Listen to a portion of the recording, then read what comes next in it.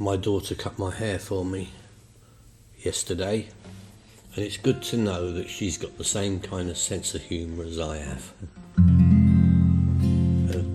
Marshall's being groomed at the moment, so I don't know if you can see, but Crow the cat is taking his place. There he is. He's there. Anyway,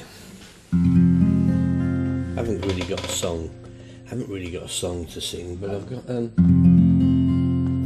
years ago I was sat in my van at work with my mate, and I said let's try and write a country song, not knowing anything about country music, and we came up with a bit of a song, and never ever did finish it, and probably never will.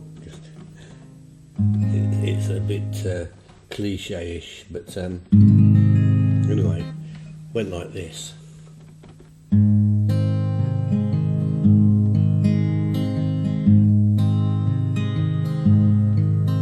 If I told you I was leaving in the morning,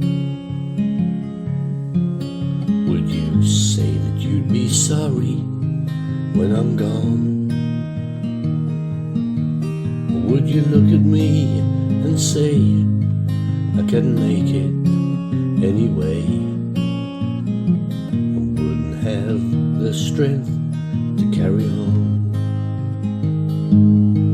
Or would you look at me with those big brown eyes that told me all those lies that kept me hanging on through all those cheating years?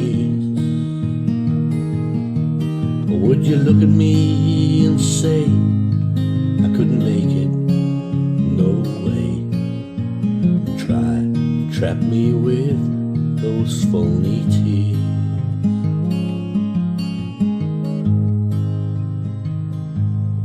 Anyway, that was one that got away, I think, thankfully. I think I'll just tell you a little joke now. It's not a rude joke, but it depends how prudish you are, I suppose. And you've probably heard it before, because all my jokes are old. This farmer, he takes his Land Rover into the town to get repaired, and he drops it in at the garage, and the garage says, "This is going to take all day." And he goes, that's all right, his farm's not far away, I'll walk home. And he's walking home, and then he meets a mate of his, and his mate pulls up, he says, "Oh, I've got that goose that you wanted." And he goes, "Oh," he said, "gives it then," and he gets this goose out the back of the van. It's a live goose, because he wants it to stock up his farm.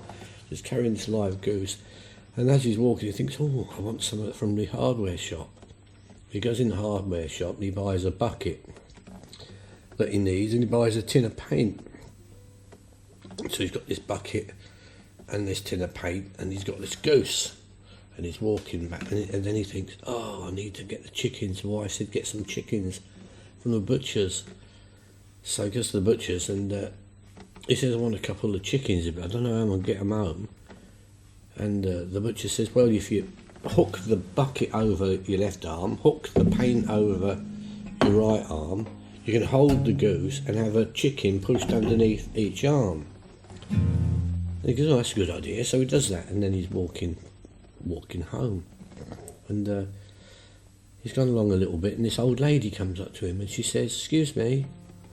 And he goes, "Yeah." He said, "Could you tell me the way to the high street?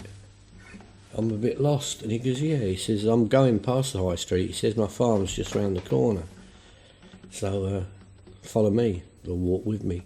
She goes, "Oh, thank you." So she's walking on together, and they get to this alleyway, and he goes, "Right, what we're going to do, we're going to cut down this alleyway." He says, "Because otherwise we're going to walk right to the top of this road and back down, so this is a shortcut, and we'll go down that way." And she says, "Oh, I don't know if I want to do that." And he said, "Well, why?"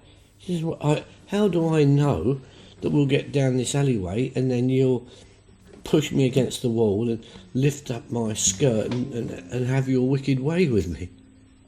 And he goes, how am I supposed to do that when I've got all this in my arms? And she says, well, I don't know, you could probably put the goose on the floor, and you could put the bucket on top of the goose, and then you could put the paint on top of the bucket, and I could hold the chickens for you.